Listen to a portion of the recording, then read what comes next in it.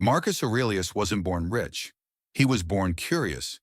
Every night the Emperor of Rome wrote, not about battles or gold, but about the kind of person he wanted to be when everything else faded away. He once wrote, "You have power over your mind, not outside events. Realize this, and you will find strength." 2,000 years later, his lessons still whisper the same truth. Freedom doesn't come from owning more, it comes from needing less and mastering yourself first. In this video, we'll uncover 12 Stoic rules. Marcus Aurelius lived by rules that can help you build real financial freedom today. Because when you learn to rule your mind, money will follow. Stay until the end, you'll walk away with one small daily practice to reshape how you earn, spend, and live. Rule 1. Let virtue command, let money obey. Imagine a man who ruled the largest empire on earth, yet wrote every night to remind himself not to be ruled by gold, praise, or fear. Marcus Aurelius, Emperor of Rome, had palaces, armies, and unimaginable wealth, yet in his private journal he warned wealth consists not in having great possessions, but in having few wants. 2,000 years later, most of us still chase what he learned to master, letting virtue, not money, give the orders. Today's surveys show that 78% of people live paycheck to paycheck, even in nations of abundance. The problem isn't how much we earn, it's who's in charge or our desires. Marcus wrote, "The things you think about determine the quality of your mind." When money becomes the master, it shapes our thoughts around lack, envy, and comparison. But when virtue commands discipline, gratitude, justice, money becomes a tool for meaning and purpose. Think of it this way, every coin you spend is a vote for the kind of world you want. If you buy out of ego, the purchase fades.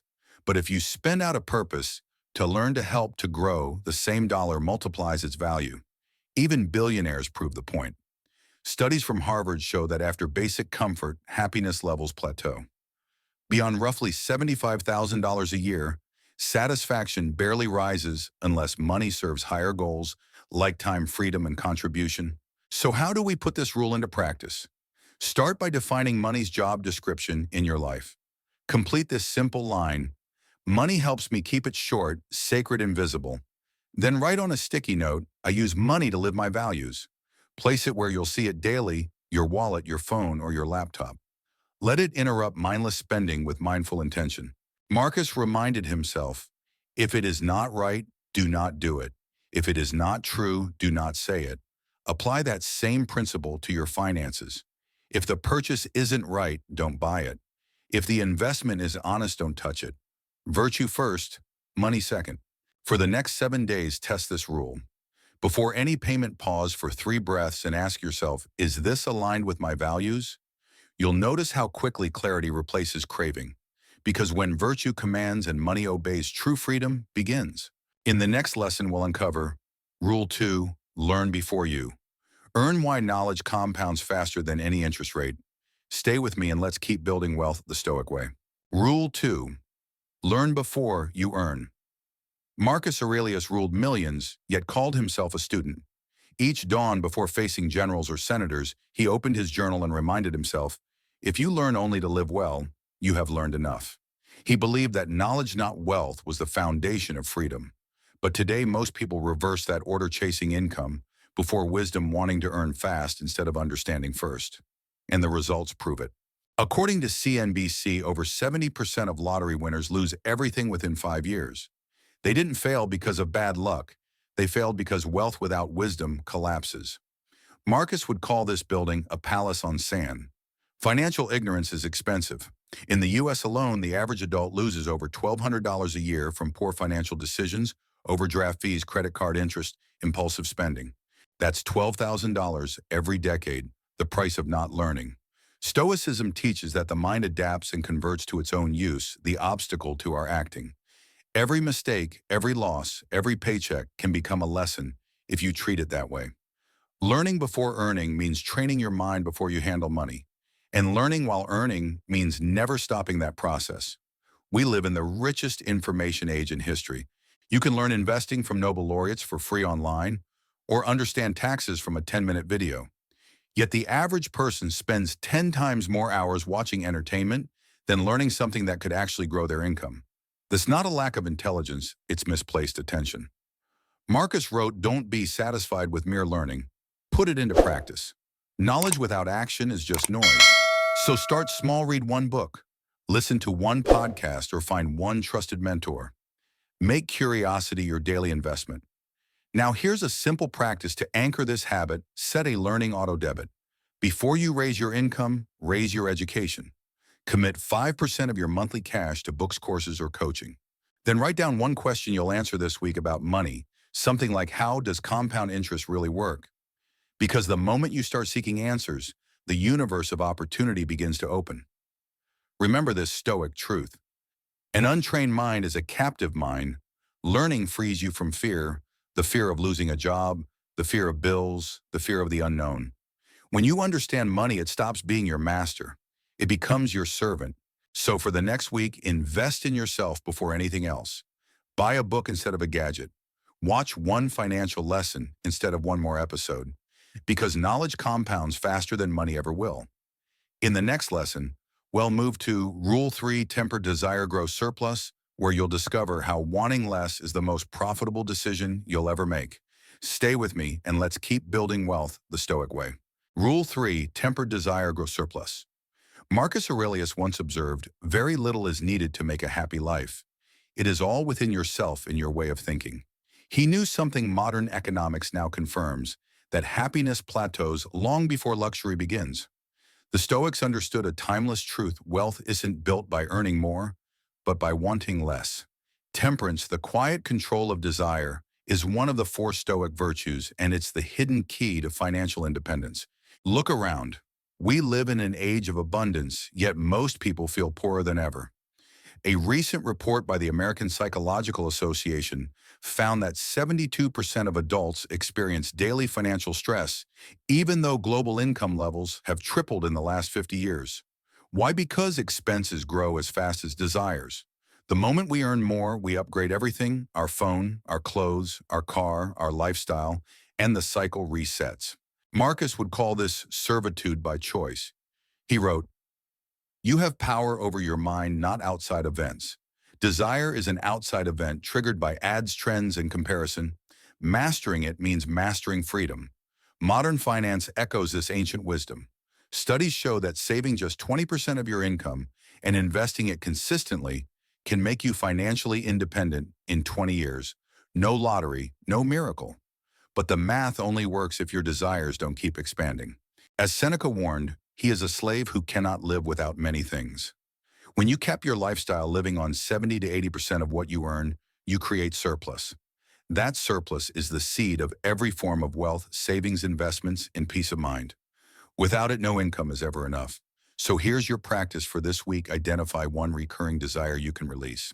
Maybe it's the daily coffee run, that extra subscription you barely use, or the habit of upgrading every device that still works fine. Track your spending for 7 days, not to judge yourself, but to observe. Then ask, what can I simplify without losing happiness? Redirect what you save into your freedom fund. You'll start to see what Marcus saw, that simplicity at sacrifice. It's sovereignty. Marcus also wrote, "A man's worth is no greater than his ambitions." So let your ambition be freedom, not consumption. The less you crave, the more control you have. And control, not cash, is what creates peace. For the next 7 days, practice one act of voluntary simplicity. Eat a humble meal. Delay a purchase. Feel the quiet strength that comes from saying, "I have enough." Because every time you master desire, your surplus grows both in money and in mind. In the next lesson, we'll move to Rule 4, know what's in your control assets versus attachments, and explore how to tell the difference between what truly grows you and what quietly drains you. Stay with me and let's keep building wealth the Stoic way. Rule 4, know what's in your control assets versus attachments. Marcus Aurelius wrote, "You have power over your mind, not outside events. Realize this, and you will find strength." It sounds simple, but when it comes to money, most people live in reverse. They try to control markets, bosses, and economies, yet let their own emotions run wild. The Stoics called this the greatest error: wasting your power on what's not yours while neglecting what is. Every financial storm proves this truth. Recessions, inflation, layoffs, all beyond our control. But how we prepare, respond, and adapt, that's where mastery lies. During the 2008 financial crisis, two people could earn the same salary and face the same losses. One panicked, sold everything, and waited for rescue. The other stayed calm, invested more, and grew wealth through the chaos. What made the difference? Not luck mindset. Modern research backs this up. According to Fidelity Investments, investors who did nothing during market downturns outperformed those who sold by an average of 4.3% annually over a decade. Control your behavior, not the market. That's Stoicism in numbers. Marcus would have described assets as things that serve virtue and attachments as things that enslave you. A house can be an asset if it brings stability, but it becomes an attachment when it owns your peace. A job can be a source of growth or a golden cage if it's tied to ego. Even wealth itself is neutral. It can be a tool or a trap depending on who's holding it. Seneca captured it perfectly. It is not the man who has little, but the man who craves more that is poor. The Stoic investor then doesn't ask, how much can I get? But rather, does this give me control or take it away? Here's your practice. List your 3 greatest assets and don't just think about money. They could be your skills, your discipline, or your relationships. Then list your 3 biggest attachments, things you cling to that quietly drain your freedom. Maybe it's a car that costs more to maintain than it's worth, a job that feeds fear instead of purpose, or habits that steal your time. Choose one shift this month, either turn one attachment into an asset or let it go entirely. Marcus once said, if you are distressed by anything external, the pain is not due to the thing itself, but to your estimate of it. Freedom begins when you stop giving external things internal power. So this week, don't just audit your bank account, audit your mind. Each day, pause and ask, is this under my control? If the answer is yes, act with excellence. If it's no, act with acceptance. That's financial, stoicism, serenity, and strategy combined. In the next lesson, we'll move to Rule 5. Work to learn. Paychecks follow, where you'll discover why focusing on mastery, not money, makes you wealthier than any paycheck ever could. Stay with me and let's keep building wealth the Stoic way. Rule 5, work to learn. Paychecks follow. Marcus Aurelius once wrote, don't waste the rest of your life worrying about what others think of you. He understood that true mastery is internal, not measured by applause, titles, or paychecks. Yet today, most people work for approval and money, not for growth. They trade time for salary instead of skill for freedom. But here's the truth. When you work to learn, you eventually earn more than those who only work to earn. Think of the young Marcus, a student of philosophy, long before he became emperor of Rome. He spent years studying logic, ethics, and human nature before he ever held power. That foundation made him unshakable. When plagues and wars came, he ruled with clarity, not panic, because he had trained his mind long before leading others. The same principle applies to your career today. Modern research from Harvard shows that professionals who invest just 5 hours a week in deliberate learning, reading skill practice, or reflection earn 47% higher salaries over time than those who don't. Why? Because skills compound faster than money. A pay raise without growth is temporary. Growth without a raise is permanent leverage. Seneca said, luck is what happens when preparation meets opportunity. When you work only for money, you wait for opportunity to find you. When you work to learn, you prepare to create it. Most people chase job titles. The wise chase transferable skills, communication, problem-solving, leadership, negotiation. These are the tools that make you indispensable anywhere. A Stoic doesn't ask, what do I earn from this? He asks, what am I becoming because of this? Consider Elon Musk in his early days, working at Zip2, sleeping in the office not for comfort, but for learning. Or Warren Buffett, who read 500 pages a day to sharpen his judgment. They mastered learning long before they mastered earning. So how do you practice this? This week, pick one area of skill stacking, maybe sales and writing, coding and design, or leadership and finance. Then ask your manager or client, what problem can I own that no one else wants to solve? Use that challenge as your training ground and keep a learning ledger, one thing you learn each workday. In a year, that journal will be worth more than any paycheck you've earned. Marcus said, waste no more time arguing what a good man should be. Be one. In the same spirit, stop debating what success should look like. Build it by becoming valuable through learning. So this week, work like a philosopher, curious, calm, and strategic. Choose mastery over money, because when wisdom becomes your wage, wealth follows naturally. In the next lesson, move to Rule 6, resist the emperor's trap luxury as a test, where we'll uncover why comfort, not crisis, is the real test of strength. Stay with me, and let's keep building wealth the Stoic way. Rule 6, resist the emperor's trap luxury as a test.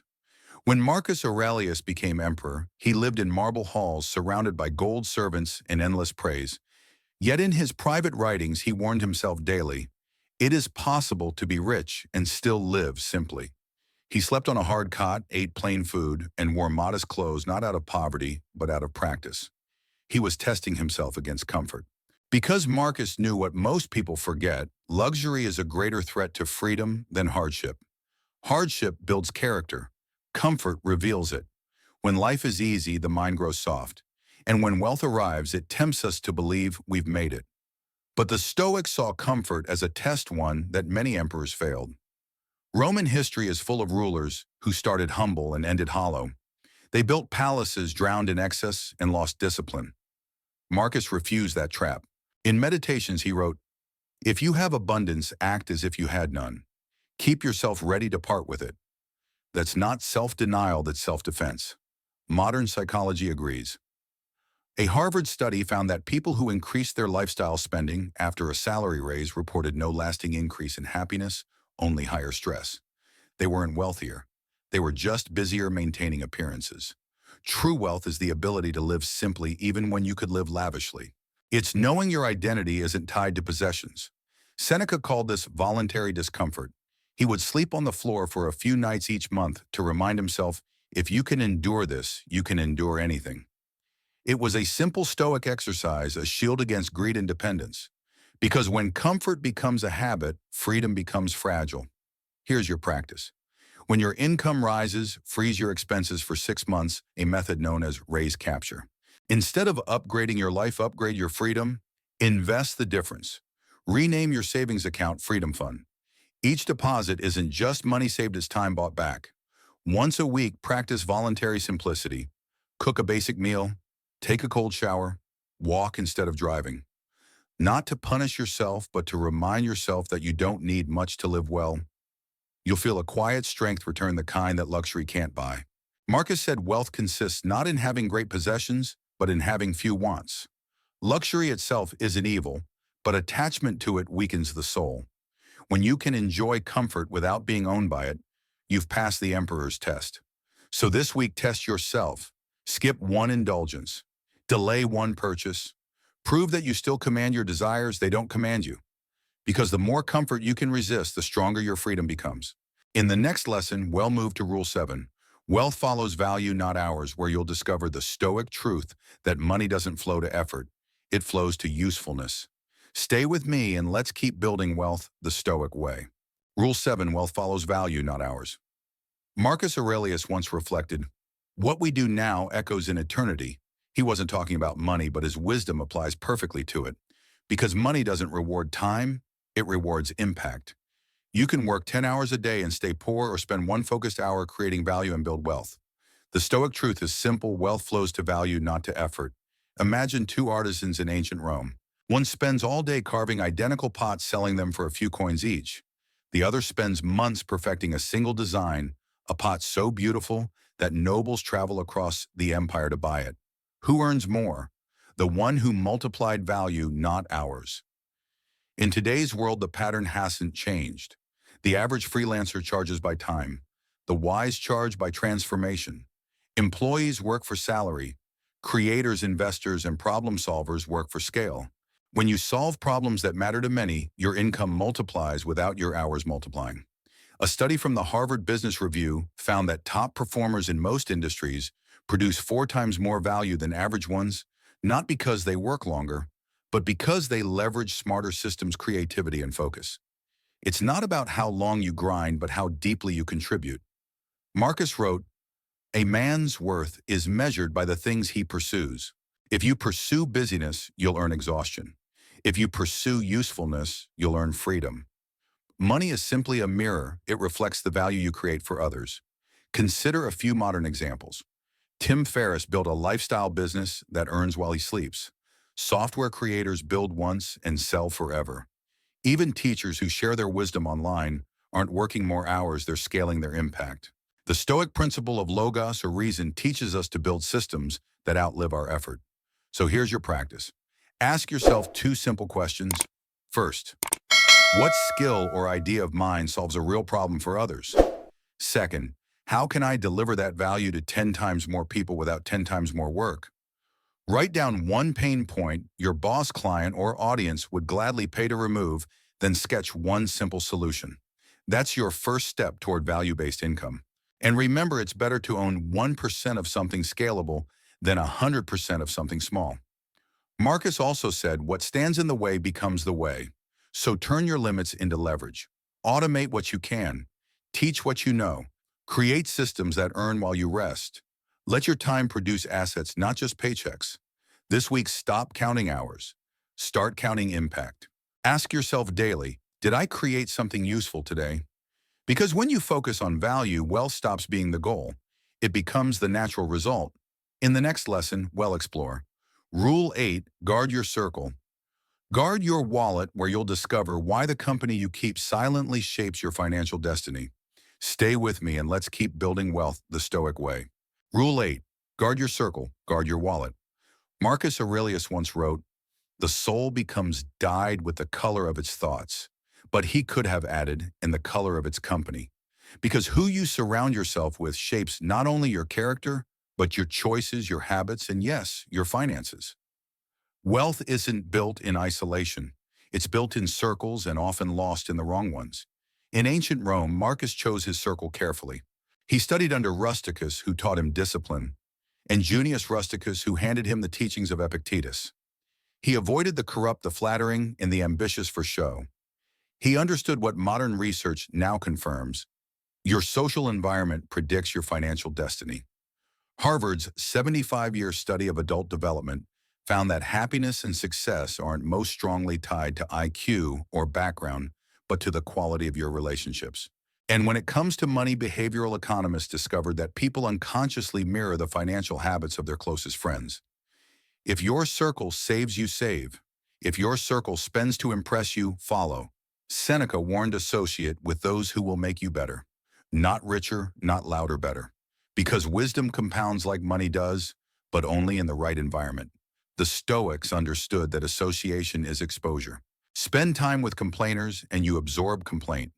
Sit with builders and you absorb discipline. Share space with people who talk about ideas and systems, not gossip and envy, and your life quietly transforms. Warren Buffett put it simply, the best investment you can make is choosing the right people to be around. That's why he and Charlie Munger spent decades refining their circle, not expanding it. They understood that one wise voice can outweigh 100 noisy ones. Here's your practice for this week. Curate your financial circle consciously. Find 3 people, a mentor whose habits you admire, a peer who grows alongside you, and a beginner you can guide. Reach out, send a message, invite a conversation, share an idea. Teaching reinforces learning, and learning shared becomes wisdom multiplied. Then audit your digital circle. Unfollow noise. Follow knowledge. Every scroll is a vote for who you become. Make your feeds as intentional as your friendships.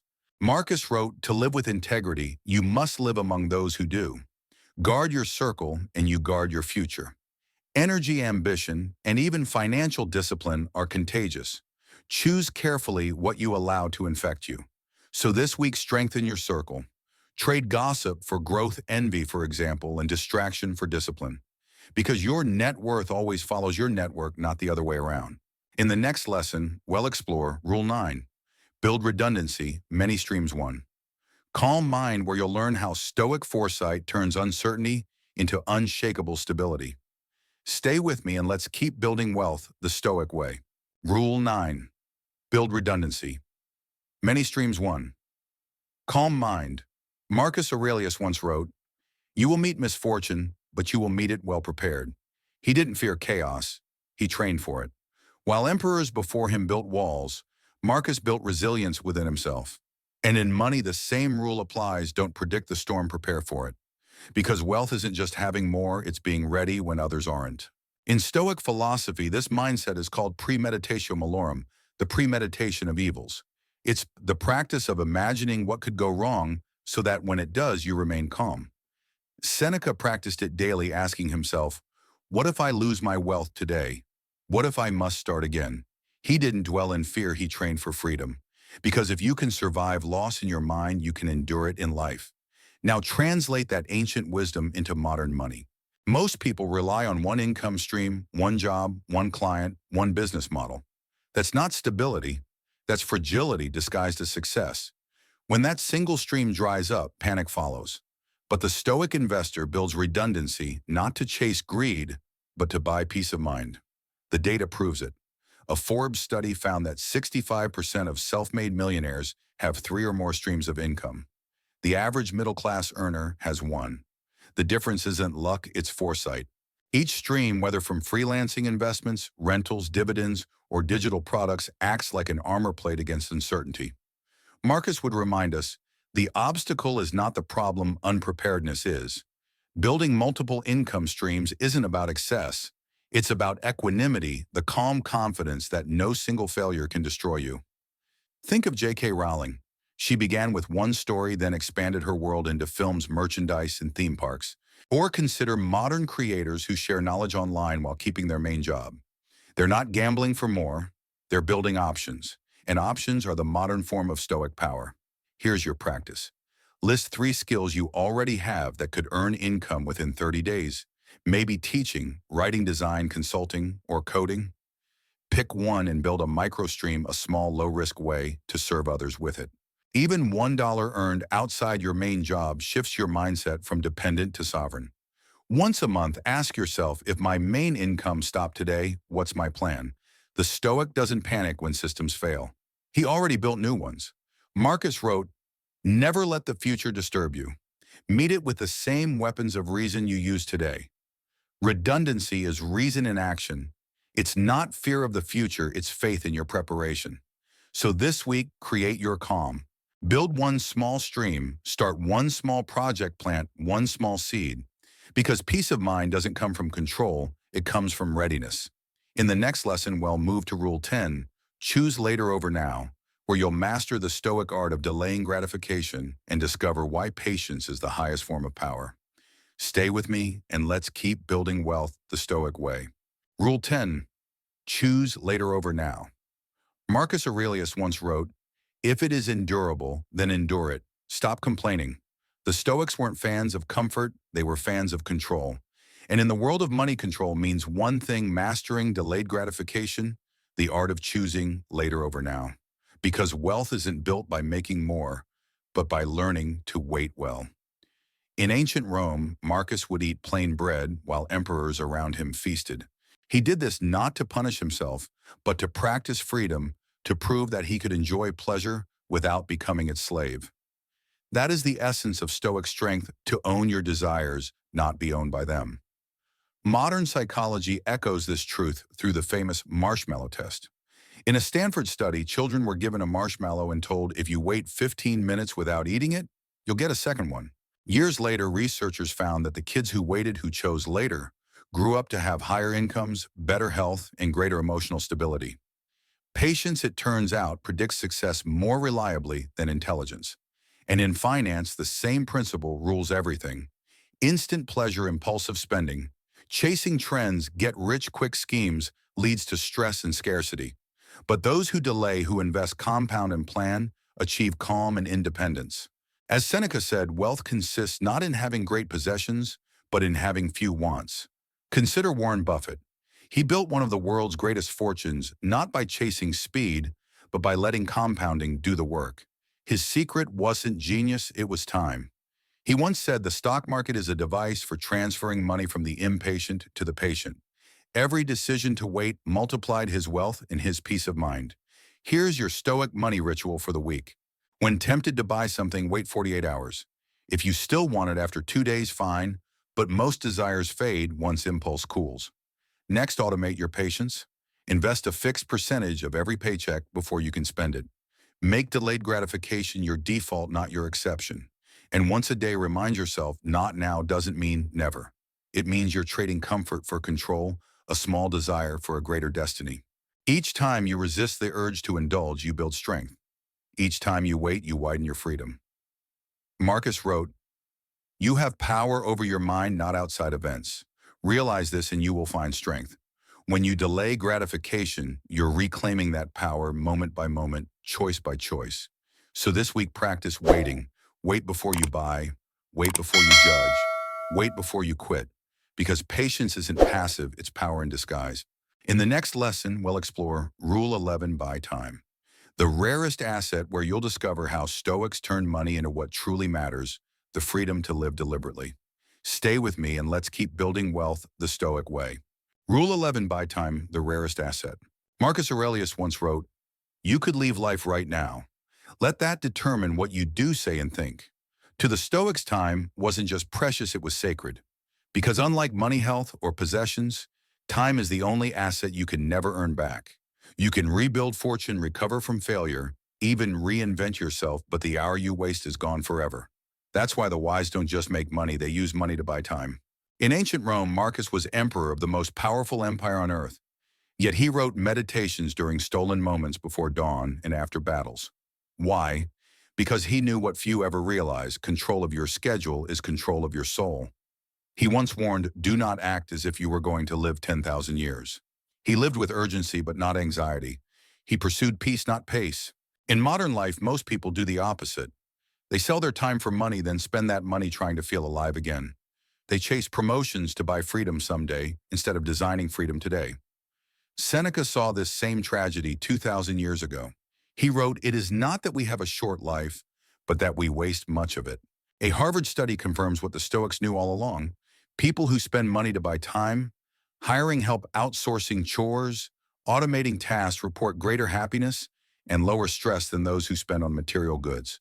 Why? Because every minute freed from drudgery is a minute given to what truly matters: health, learning, family, and purpose. Philosopher Henry David Thoreau echoed this truth centuries later. The price of anything is the amount of life you exchange for it. When you trade your time for things you don't need, you're not spending money, you're spending your life. Steve Jobs put it bluntly, "Your time is limited, so don't waste it living someone else's life." Warren Buffett calls time the ultimate currency. He once said, "I can buy anything I want, but I can't buy more time." Yet that's exactly what he does. He uses his wealth to control his day, his focus, and his peace of mind. That's the paradox of success. The rich don't spend money to look rich. They spend it to reclaim their time. Naval Ravikant, a modern philosopher of wealth, advises, "You don't want to be rich, you want to be free. The goal is to have your time back." This freedom is not about luxury, it's about sovereignty, the ability to choose what to do with your hours, your attention, your life. Even Benjamin Franklin understood this centuries ago. Lost time is never found again. The founders of America, like the Stoics, valued time as the foundation of all other freedoms. And Charles Darwin once remarked, "A man who dares to waste 1 hour of time has not discovered the value of life." So here's your Stoic practice for the week. Audit your time. Write down every task that drains you but adds little value. Then delegate or automate one of them, whether it's cleaning, errands, admin work, or email. Use the time you save with intention. Rest. Reflect or create something that lasts. Even 1 hour reclaimed each week compounds like interest. Over a year, that's 52 hours more than 2 full days of life recovered. Annie Dillard wrote, "How we spend our days is, of course, how we spend our lives. So spend your days wisely, and your life will take care of itself." Marcus wrote, "Waste no more time arguing what a good man should be. Be one." Time isn't something to manage, it's something to honor. When you buy back your time, you're buying back your purpose. Epictetus warned, "How long are you going to wait before you demand the best for yourself?" The Stoics taught that the shortest path to happiness is mastery over your moments. Every decision about time is a decision about who you are becoming. Lao Tzu said, "Time is a created thing. To say I don't have time is to say I don't want to." In truth, we all have the same 24 hours. The difference between wisdom and waste is how we choose to spend them. So this week, stop trading hours for things. Trade money for meaning. Because true wealth isn't measured by how much you earn, it's measured by how little of your life you have to sell. And remember, the words of Maya Angelou, life is not measured by the number of breaths we take, but by the moments that take our breath away. In the next and final lesson, we'll explore Rule 12, never stop learning about money, where Stoic curiosity becomes the ultimate key to lasting freedom. Stay with me and let's complete this journey to building wealth the Stoic way. Rule 12, never stop learning about money. Marcus Aurelius once wrote, "If anyone can refute me, show me am mistaken, I will gladly change. For I seek the truth which never harmed anyone." That single sentence captures the essence of this final rule. The Stoic path and the path to financial freedom isn't about knowing everything. It's about being humble enough to keep learning. Because money, like life itself, never stops changing. And ignorance, not poverty, is the true enemy. In ancient Rome, Marcus studied philosophy his entire life, even while ruling an empire. He wrote meditations not to teach others, but to remind himself how much he still didn't know. That humility made him powerful. He believed that wisdom was not a finish line, but a lifelong practice, something to return to every single day. Seneca echoed the same truth when he wrote, "While we live, we must learn how to live." And in our modern world, that wisdom applies perfectly to money. The economy shifts, technologies rise and fall, currencies collapse, new opportunities appear and vanish, but the unprepared mind stays poor no matter its income. A study from the National Endowment for Financial Education found that 70% of lottery winners lose everything within 5 years. Why? Because money magnifies habits, not intelligence. It multiplies who you already are. If you lack discipline when you're broke, you'll only lack it louder when you're rich. True financial growth begins not with income, but with understanding. And understanding begins with humility. The Stoics knew that the greatest wealth is not gold or property, but knowledge. Epictetus warned, "It is impossible for a man to learn what he thinks he already knows." The moment we believe we've figured everything out is the moment we begin to decay. That's why a curious mind will always outperform a complacent one in business and investing in life. Charlie Munger, Warren Buffett's lifelong partner, once said, "Go to bed smarter than when you woke up." He and Buffett still read hundreds of pages a day, even after becoming billionaires. Why? Because they understand what Marcus knew. 2,000 years ago, wealth is temporary, but wisdom compounds. Every lesson you learn about money, how to invest, budget, negotiate, or think independently multiplies like interest over time. Think of your mind as your greatest investment account. Every page you read, every mistake you analyze, every mentor you listen to, these are deposits. Each one earns compound returns in clarity, calmness, and better decisions. The richest people aren't the ones who made a single brilliant move. They're the ones who kept learning long after the applause stopped. Here's your Stoic money ritual for lifelong learning. Read just 10 minutes a day about money, not to chase trends or get rich quick, but to understand timeless principles. Learn about patience, risk, debt, and freedom. Keep a money meditations journal. Each week, write one small insight about your financial behavior, what you did, why you did it, and what you learned. Over time, those reflections will reveal patterns you never noticed. And then teach one thing you've learned to someone else. Teaching doesn't just share knowledge, it solidifies your own. Marcus Aurelius said, "What we do now echoes in eternity." When you teach, you echo wisdom beyond your lifetime. The more you learn, the calmer you become. The calmer you become, the better your decisions.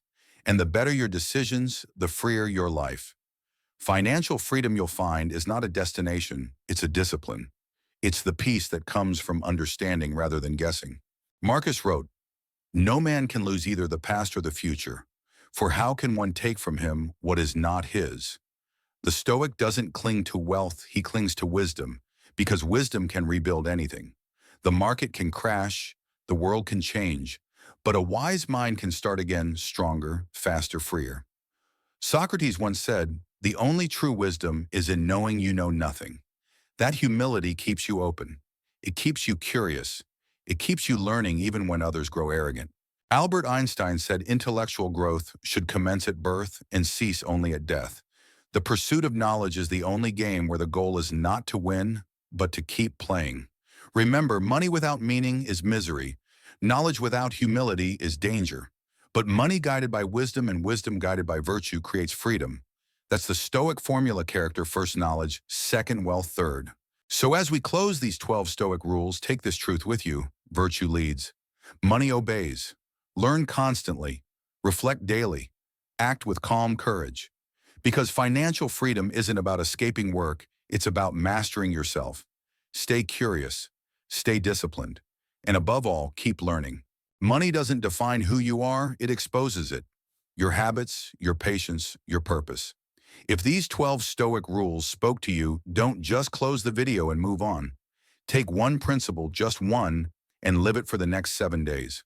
Notice how your choices change, how your thoughts slow down, how your confidence quietly grows. This channel, Making Life Better, isn't about chasing success. It's about mastering the inner world that creates it. So if you're ready to build wealth with wisdom and calm, subscribe now. Leave a comment below sharing the one Stoic rule you'll practice this week. Your words might guide someone else. And if this message reminded you of a friend who's quietly building their life, share this video with them. Together, we can create a generation that owns money without letting money own them.